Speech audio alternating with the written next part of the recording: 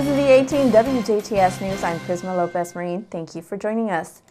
Friday night, a series of events led to the arrest of a man from Boonville who fled from the scene and away from police officers after crashing his truck in a retirement home with his 2-year-old daughter still in the vehicle. According to a release of information from Indiana State Police and Boonville City Police, they describe conducting a sobriety checkpoint Friday night on State Road 62 west off State Road 61. They say the checkpoint started at about 11 and approximately 6 minutes later, a Boonville police officer who was patrolling the perimeter west of the checkpoint observed a Ford pickup truck make an unsafe lane movement. The officer stopped the vehicle where then 21-year-old Chase Freeman of Boonville sped away and drove directly toward the checkpoint.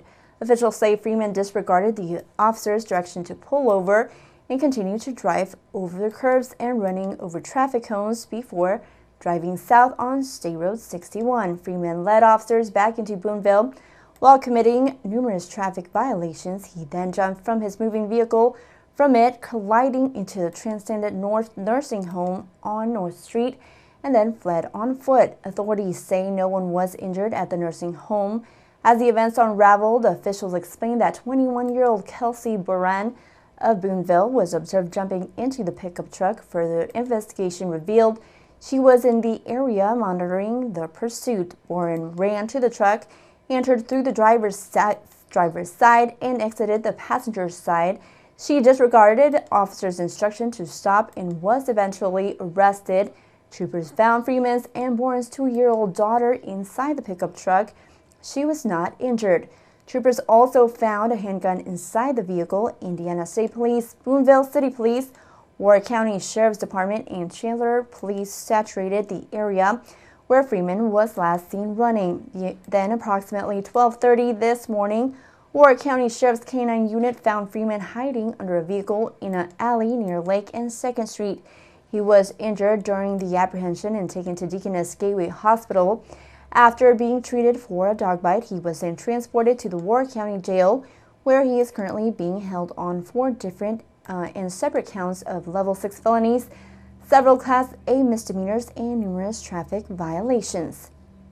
Boran also currently being held on bond with a Class A misdemeanor of resisting law enforcement.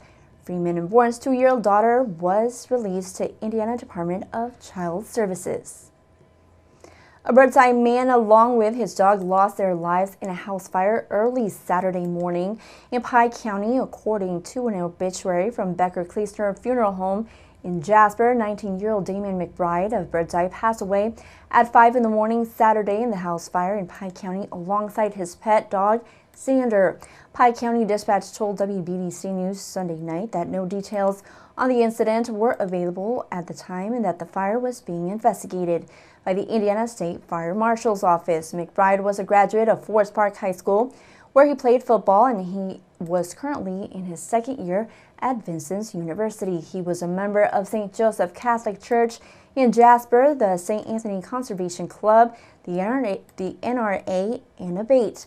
More details will be provided once they are made available. Jasper police are looking for the people who were responsible for a break-in that occurred at a Northside club early Sunday morning. Police say someone broke into the Jasper Moose Lodge located along the 2500 block of Newton Street sometime between hours of 3:30 and 5 in the morning yesterday. No words on what items may have been taken from the building. Police do ask that anyone who may have observed any suspicious activity during that time period to contact the Jasper Police Department at 812-482-2255 or the department's anonymous tip line at 812-481-COPS. The Monastery of Immaculate Conception in Fernan echoed with vibrant choir voices and instruments Sunday evening with a community event hosted by the Sisters of St. Benedict. In celebration of their 150th anniversary, the Sisters of St. Benedict hosted an area choir concert as they invited local churches, schools, and music organizations. The music consisted of Christmas music as well as traditional choir songs guided by music instructors. One of the music teachers taking part was Kim Worthwine from a local school who says the experience the youth have was beneficial. Elementary students don't always get this opportunity. They sing in gymnasiums, they sing outside. To sing in here is like singing with the angels. They get to hear their voices, they get to hear the quality of other voices, and we really get to share our music with others.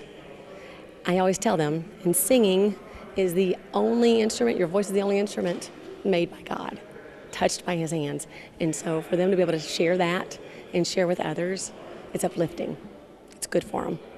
This was the first area concert for the church, and Catherine Denny, Director of Music Ministry, who shares the significance of music that brings the community together. The church was full. We had extra chairs, we had people standing up, we had people in the balconies, we had overflow rooms where they could watch it on TV, and it was all part of our 150th anniversary to celebrate the gift of music and the role that music has played in our community and in our lives. We pray the Liturgy of the Hours every day, we pray Mass every day, and then a lot of our sisters have been music teachers and have worked as music choir directors in the churches and have given private music lessons in the area. So we wanted to bring everybody together that also loves music, and we wanted to celebrate the role of music in our lives.